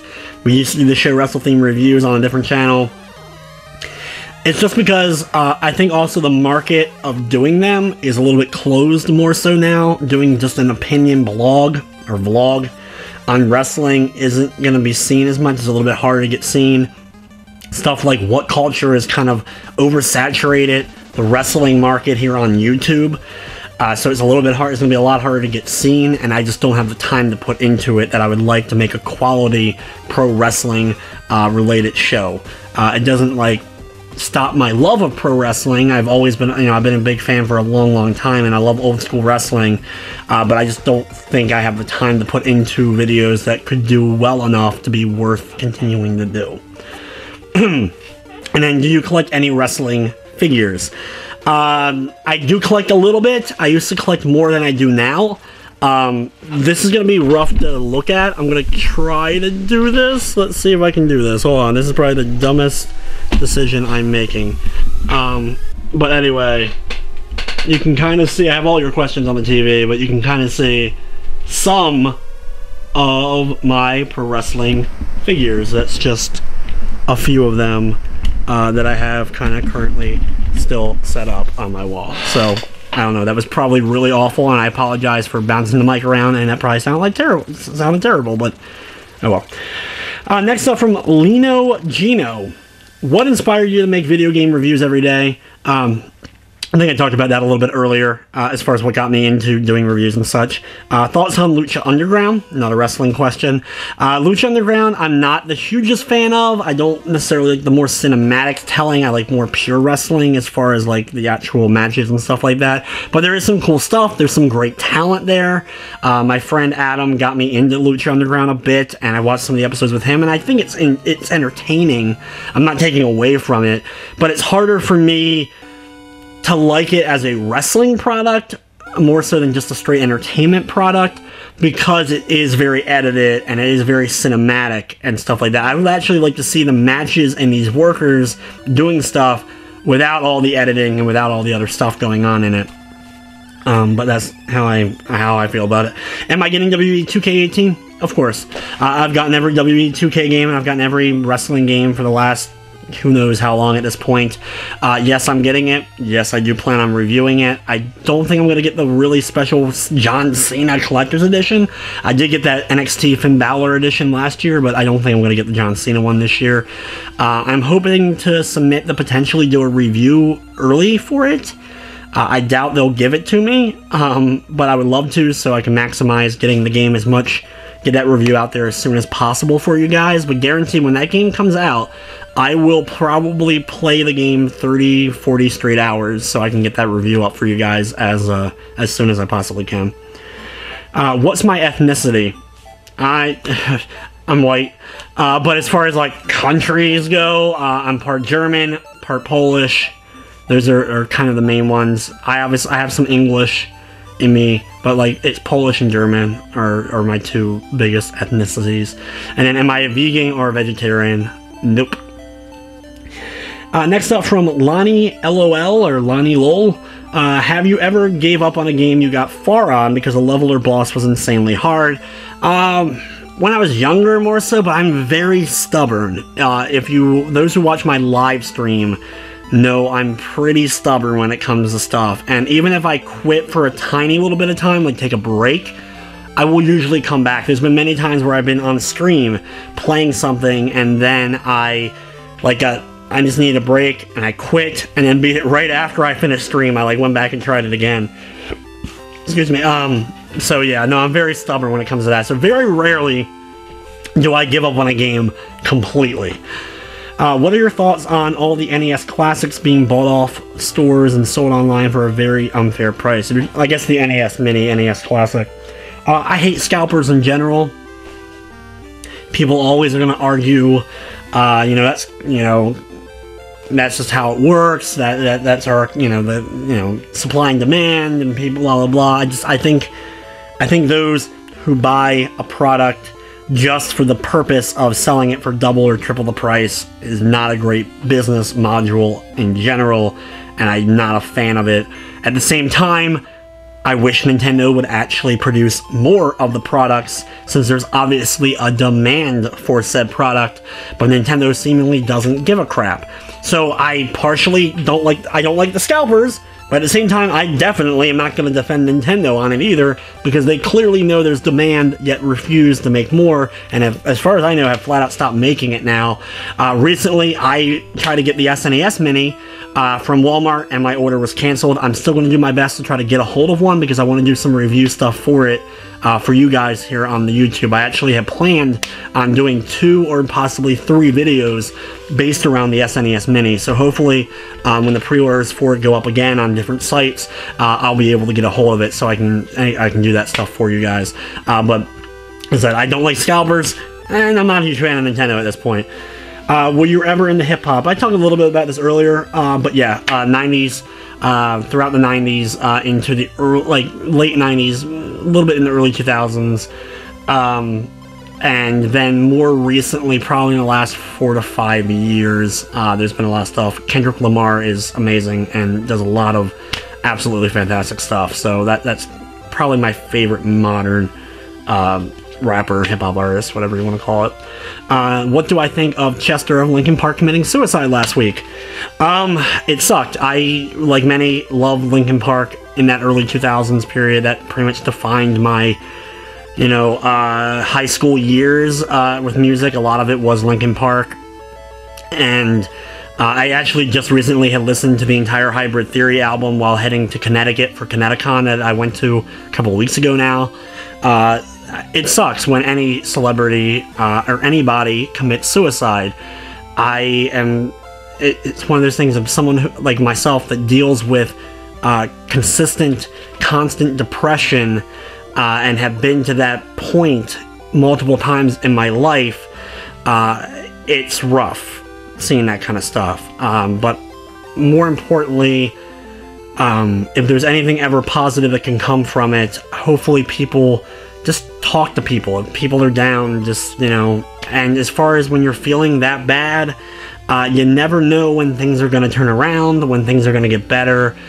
You may be absolutely miserable one day, and then the next day, something very small happens. It could be you got pizza, and you enjoyed pizza the next day, but those tiny little minor things can pull you out of that funk. And it's something that is very, very much real to me, dealing with it and knowing people that have committed suicide and just... So anyway, it just sucks that happened. And the next question, have you ever dated outside your race? Yes, I have, on a couple of occasions, multiple different races. Some have gone well, some have gone bad. But that's the same with every relationship I've ever been in. Some go bad, some go good, some go in between, some are very forgettable, and some you will never forget. But that's pretty much every relationship. Next up from Shuro Ruro, or Roro. I'm so bad at names. Are you a fan of The Walking Dead show and the Telltale games? I love The Walking Dead comic.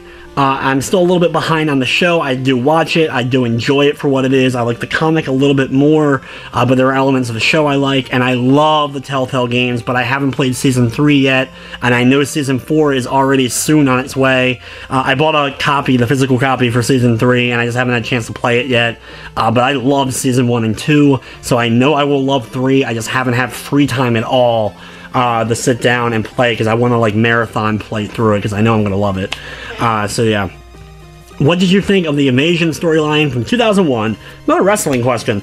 It was awful. It was awful. It was awful. It was awful. It was awful. Mostly due to the fact that WWE didn't front the money to pay for the wrestlers that they really should have.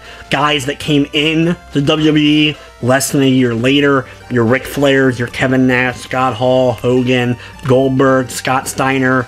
You know, all those guys that eventually did make it to WWE anyway after their contracts finally expired, because those guys were not part of the Invasion and immediately killed it. You know, it was nothing against, like, Booker T, who did his best, but then you had guys like Lance Storm and stuff that, like, as much as I like Lance Storm, he's not the name that you want associated, like, as the top frontman of your war going on if you were an old WCW trying to fight WWE. And then the inclusion of ECW, which I was a big fan of ECW during the late 90s, I also thought they got a complete shaft, and then they got even worse as time went on when WWE did their own little ECW brand, and I watched that every week, and so much bad there. Next up is, what gaming posters do you have in your room? I have a few gaming posters around my entire area. I have, and I'm not going to move the camera all around, but there's a Dragon Quest IX poster directly on my one door, my bedroom door. I have an Epic Mickey poster over there. I have a bunch of Legend of Zelda posters. I have a Legend of Zelda Phantom Hourglass standee from GameStop. I have a Last of Us picture over there. And a few other things randomly here and there. I actually have a bunch of stuff that's not up on my walls that I used to have on my walls, or fell down, or just never had the room to put it up.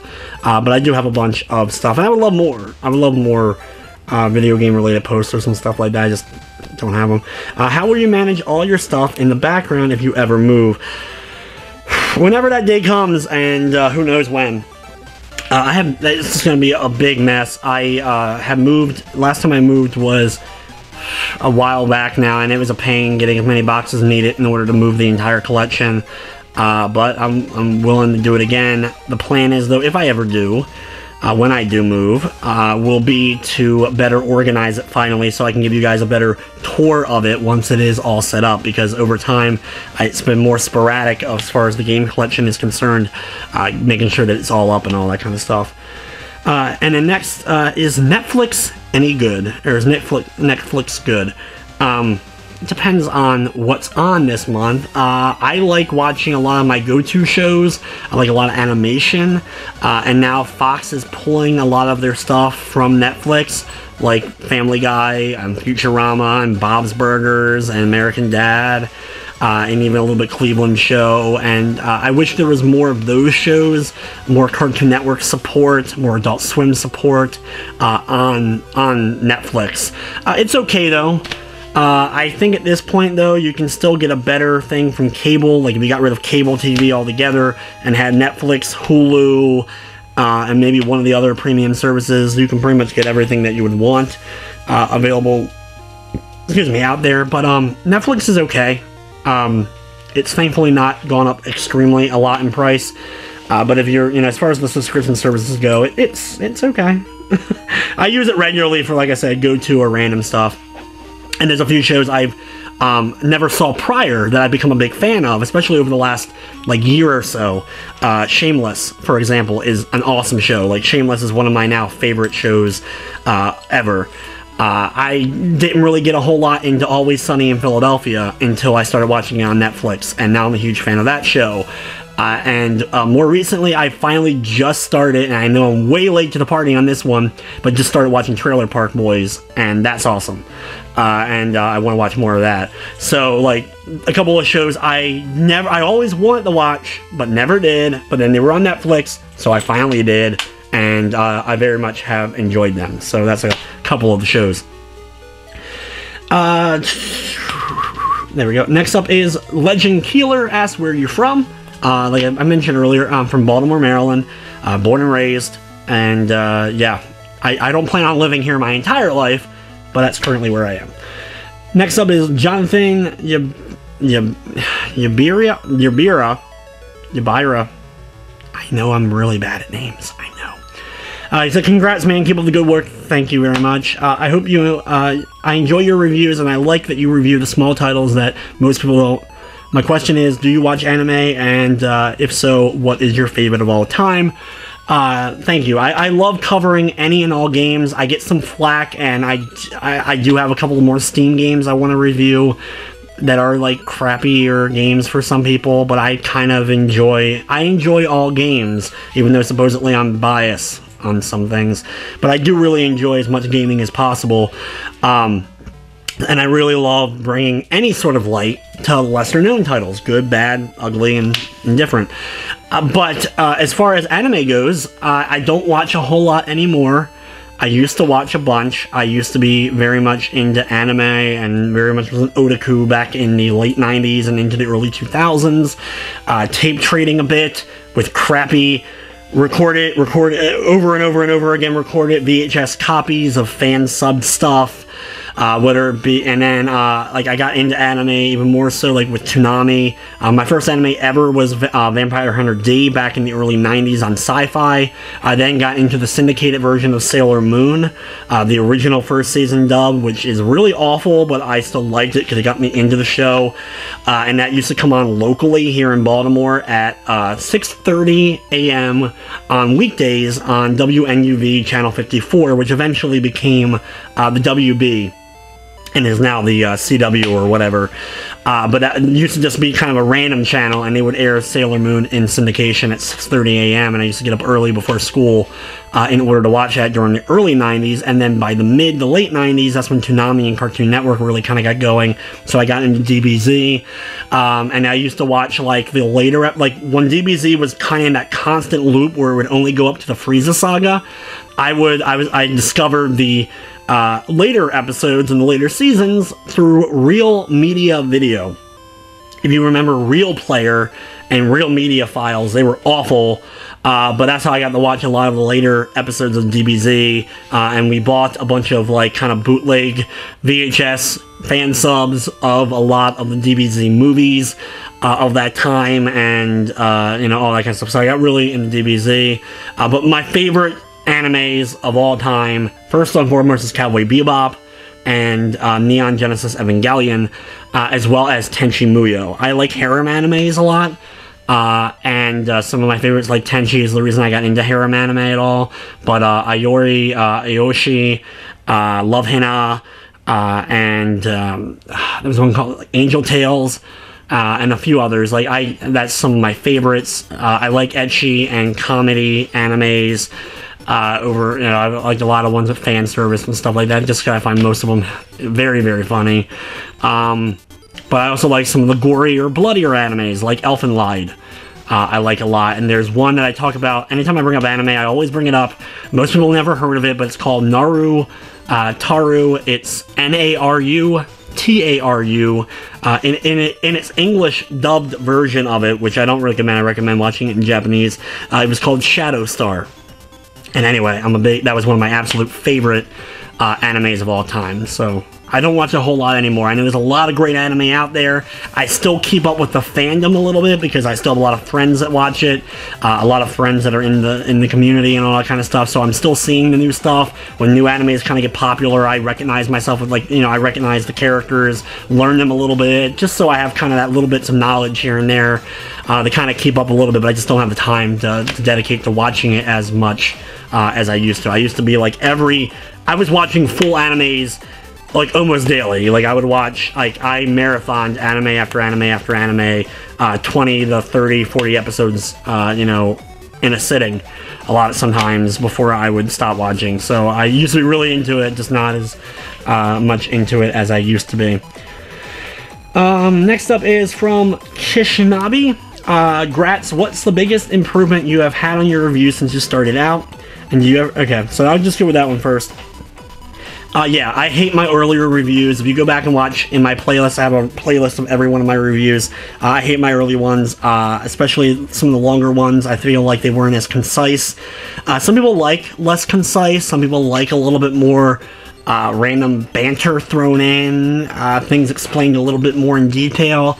As I have progressed in my reviews, I found kind of a format that I like, to be as direct as possible when it comes to details about games, still trying to do my best to explain how the game works, what kind of game is it, that kind of thing, but not necessarily detailing every single tiny element as much as I did in my earlier reviews, and wording things a bit better, or at least wording things a little bit more directly, instead of kind of like, yeah, you know, going, I don't even know how to describe it, but long-winded sentences that didn't get more directly to the point of whatever it was I was talking about, whether it be the graphics or the gameplay or whatever. Do you ever find time to relax? Usually you have 4 reviews a week, whereas many struggle to finish one. This week alone, I have 8. I am not happy unless I get a minimum of 3 reviews done a week. But I strive to try to get 5 to 6 reviews done a week, if possible. This week, like I said, is a little bit more. I did 8 reviews so far this week, and I still have another game to review that I'm going to try to work on after this video finally goes up. But do I find time to relax? I find bits and pieces of time to relax when I can. When I get done my work, I will kind of relax by playing the games that I find relaxing, like The Sims. I love The Sims. I like playing The Sims. That allows me to kind of just zone out and just enjoy The Sims, and I can still spend hours playing it. I like a lot of text sim games for pro wrestling, Total Extreme Wrestling, MMA, World of Mixed Martial Arts, and baseball, one called Out of the Park Baseball. Those are my go-to games when I just want to chill and relax. And then other than that, usually, like I said, Saturdays, I try to get out and either go out with friends or go to a friend's house and just chill. And I don't even look at for a few hours, I don't look at my phone, I don't look at my YouTube, which could be dangerous, because you never know when something's going to happen. But at the same time, I try to like zone out just for a few hours a week. To try to, you know, whatever. And when it comes to reviews, I pride myself on doing as much content as I can per week and getting as many reviews out as I do. Which I do pay attention to at least some other game reviewers out there, so I'm always kind of... it's not like a competition necessarily, but I like to have it as a measuring stick of, okay, did they review this game? Okay, maybe I should review this one, or this person already put a review out for this game out, so maybe I should focus on a different game to review, or that kind of stuff. I try to better gauge what's best for me to work on and put more time into than sometimes other games. Thanks for reviewing all the smaller indie titles others overlook. Well-deserved 20k. Thank you very much. Next question is from Red Mario 7. We're getting near the end, guys, I promise. I know this video is like a billion hours long. I'm trying to get through all these. Are you a big fan of the Kirby series? This is his 25th anniversary, and I would love to hear your opinion about this iconic Nintendo franchise. I adore Kirby. One of my absolute favorite franchises of all time. Kirby's Adventure is my favorite, aka the first NES one. That's my favorite Kirby game. I love Kirby. I have played and beaten every game except for Planet Robobot. It's the only one I haven't beaten yet. I just haven't had the money to buy it, because I can't review 3DS games because I don't have a 3DS capture device, so I couldn't review 3DS games. If I could, I would have bought the game and reviewed it for sure, but I love Kirby, and I've played all the spin-offs, and I have played like just about I think just about every Kirby game that's ever come out. I absolutely love Kirby. Next up is welcome to Bullet Hell.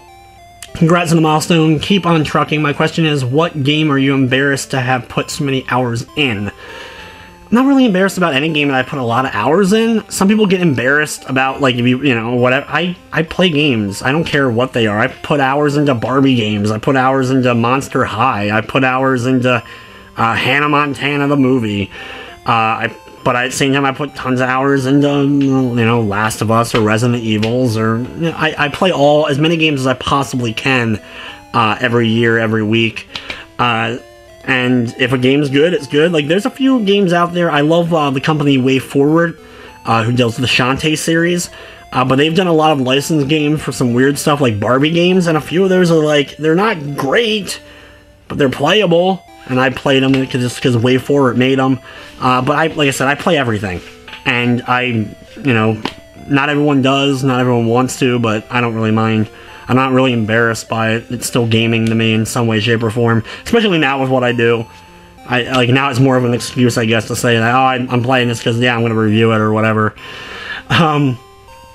Next up is Wesley Landon Woolsey.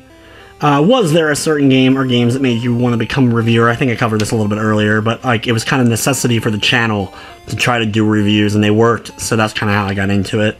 And then Peter Muller asked, how are you? Probably one of the best questions asked this whole thing, just because of just what it is. I'm okay. I am working as much as I possibly can each and every week to keep doing what I'm doing, and there are days where it's really easy to do what I'm doing, and other days where it's a real struggle to kind of make sure that I am making the best out of each and everything that I am doing.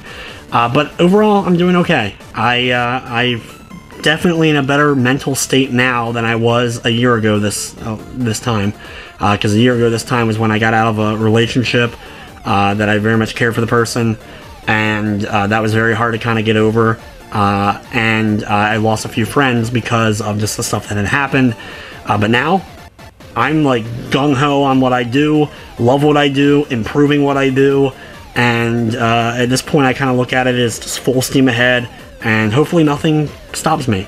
I'm gonna bulldoze through as many things as I possibly can to keep doing what I'm doing. Next up is W. Dean's Second Channels. Why did Callie was brainwashed? And I'm reading this the way it's written. Why did Callie was been brainwashed by DJ Octavio in Splatoon 2? I have no idea. I didn't play Splatoon 1. I didn't buy Splatoon 2. So I have no idea. S. Robinson124, how are you able to make so many game reviews so quickly? The reason why is, number one, I do get review copies. I always make sure that I include in every description of a video that I do if the game was provided by the publisher to do the review. I include that in every one that I've gotten. If it's not there, that means that I bought the game, or for some reason I forgot to include it. I'm not going to say I'm perfect and I've done it in every single one, but I try to do as much as I can to make sure that that's included. So that helps me a bit because I'm able to get the game a few days ahead of time, and anytime I get it ahead of time gives me a better chance of making sure that that review is up on time. And there are times when there's games that come out, if you're unfamiliar with game reviews, a lot of games have embargoes on them. That means the company is sending you a review copy to check it out, but you're not allowed to post about it or talk about the game until a certain date and time. Usually the day or two before the game comes out, or sometimes the day the game comes out, or even after the game comes out. Usually a company is being a little bit more shady about things, and every company is different and have their own reasons for doing embargoes, and that's just the rules of being a video game reviewer and being allowed, being privileged enough to get these games for review. But there are a lot of times, for example, there are 2 games I've already reviewed that aren't coming out quite yet because even though I've recorded and done the review, you guys can't see them yet because of the embargoes. And sometimes that happens, so like I'm able to like work on a game, get a review done, and then I'm working on a game like afterwards, but that review goes up before the other one because of those embargo restraints. But also, I mentioned earlier, I am working, and that includes doing reviews, recording, whether it be play-it-throughs or mostly the gameplay footage for my game reviews, or answering emails, sending emails, responding to comments. I'm doing that between 12 and 16 hours Monday, Tuesday, Wednesday, Thursday. Friday's a little bit lax because I do a live stream Friday night, usually involving friends, but even then, like last week, I did stuff afterwards, and then Sundays. So Sunday through Thursday, I'm working 12 to 16 hours per day in order to produce content.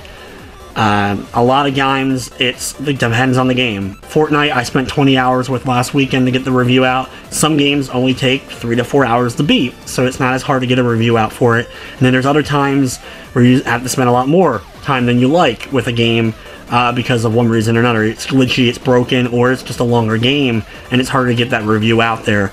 Some of the ones I spent the most amount of time with in one period of time was stuff like I Am Setsuna. I spent 36 hours over 2 days getting that review done. Dark Rose Valkyrie, I spent 25 hours plus back, like, one day I spent like 24 hours with it, and then a couple days later I spent another 20 hours with. Same with, there was another one, RPG related kind of game that I did recently, where I did very similar to that. It was like 20 hours one day, and then like 15 hours another day.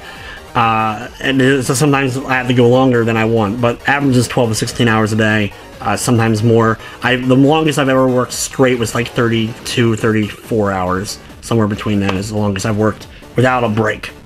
That's, yeah, I think that's about the longest. I don't think I ever worked any more than that. Next up is John and Brian versus Good Show, Old Man. I just knew you could hit 20,000 subs, thank you. And my question is, how many ribs can I eat? Not a ton, not because I don't want to. If it was just like, here, give me a pile of ribs and I can eat in private, I'm fine. I'm very self-conscious about me eating. And one of the main reasons is because of my birth defect, being born with a cleft lip and palate. I'm very much conscious of people staring at my mouth, which is funny because I do videos and talk in front of the camera and stuff like that. But that's one of the reasons I always will keep facial hair, especially mustache. You guys will probably never see me without one, at least not in the foreseeable future. But I'm very conscious about that stuff, especially messy food. I don't like messy food or eating messy food in public. I like ribs. I love barbecue ribs. Like, they taste fantastic, especially like, you know, the higher quality, better done ones. But I'm very self-conscious about that kind of stuff, so I don't eat in front of people very often or willingly. And I'm very much worried the whole time I'm doing that about things. But no, I could probably eat a good amount. I don't know how many exactly, but I could probably eat a good amount. And oh my god, we are down to like the final 4 things here. Holy crap, I don't even know how long this video is, but it's probably like the longest video I've ever done in my life. Not really. But from CPU Buster, thank you for the money I have saved from watching your reviews and the amount I could have wasted on shitty games. Thank you. And I also, that's how it's worded, so me saying the curse word there is because of that. Also, I called someone out about, they cursed at me a bunch. I forget what review it was. It was recent, maybe in Fortnite. Some guy just, cursed me out consistently. Oh, no, it was Collaterus Blaze. Collaterus Blaze, I reviewed that game last year or whatever, and some recent guy, gave me a bunch of crap on it. I'm just having fun with the comments with him. But, he's like, I kept calling him out for all he kept doing was, cursing me out instead of actually giving me an argument. So he's like, you know, you being offended is blah, blah, blah, you're such a blah, blah, blah. I was like, I curse like a sailor. If you watch my live stream, I once referred to myself, somebody asked this, and I referred to myself as the Bob Saget of video game reviews. And the reason what I mean by that is, if you know Bob Saget, he was on Full House and America's Funniest Videos. He's very goofy, very family friendly. But if you've ever seen Bob Saget stand up, he's extremely crude, which I love. I absolutely love that. So I'm very much in my personal life, I curse like a sailor all the time, but I try to do my best to not curse during the course of my videos, just because that's just the way I've always presented them, because I got into videos during the heyday of AVGN, and everybody who was doing retro video game videos at that time were copying AVGN and cursing up a storm.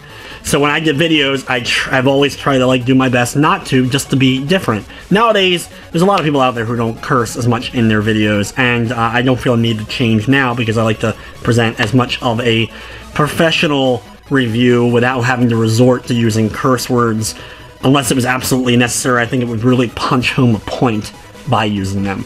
But I figured I'd mention that. Next up is from Demonoid1. What was your favorite and least favorite game you have earned a platinum trophy on? So PS4 question. Actually, surprisingly, I think the only trophy question I got asked. I actually just hit today my 195th platinum trophy on PS4. Or, well, PS3, 4, and Vita. But anyway, my favorite game to platinum, or at least one of the ones I'm more proud of, is probably something like Ni no Kuni. That was a lot of time put into that one. There's probably a few others as well that I was really happy with. I'm working on the Crash Bandicoot Insanity trilogy now. I have 2 platinums in it. I have Crash Bandicoot 1 and Crash Bandicoot 3. When I get Crash Bandicoot 2, which I'm only a handful of relics and gems away from, that will probably be like one of my proudest or favorite, because I love Crash Bandicoot, and it has been a trying platinum to get all 3 of these platinums within about a month of the game coming out. But at the same time, like, those are probably some of my favorites. And then as far as least favorite platinums to go, Lego games are a big pain, because I do like 1 Lego game a year, is what I do, and I need to do one soon. I haven't done one this year yet as far as platinuming it, and there's a few Lego games out there still that I want to go through and platinum, but I'm not a big fan of huge collect fest and stuff where you have to replay a lot of the same stuff over and over again, and that's a lot of Lego games. Like, they're not hard games, there's just a lot of tedium in collecting and stuff like that, which I've never been the biggest fan of.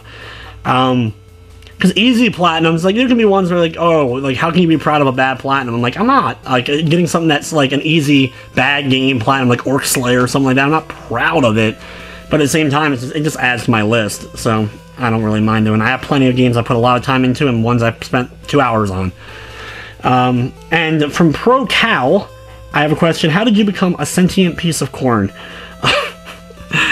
I don't know, like, over this, I've had, like, because, like, the Cornshaq name was kind of just chosen as an inside joke with my friends years ago, the amount of corn references, of course, that come up, it's understandable, fully understandable, and I love corn still to this day. Like, it's one of those things, like, something like, I'm surprised you even will eat any type of corn because of what I do, but at the same time, like, I don't know, I think it's kind of funny. At least it gives me, like, a thing, like, being Cornshaq, at least I have, like, that as a mascot very easy, instead of just being, like, Gamer23142, whatever, you know, so that's, I don't know, but I don't know how I became a sentient piece of corn. Time and experience put in, I guess. And then finally, the last person to comment. I know there's multiple questions here, so I won't say last question until I read it. From Peter Lashmi, which I apologize to you for having you be the last question. It's just the way things kind of worked out.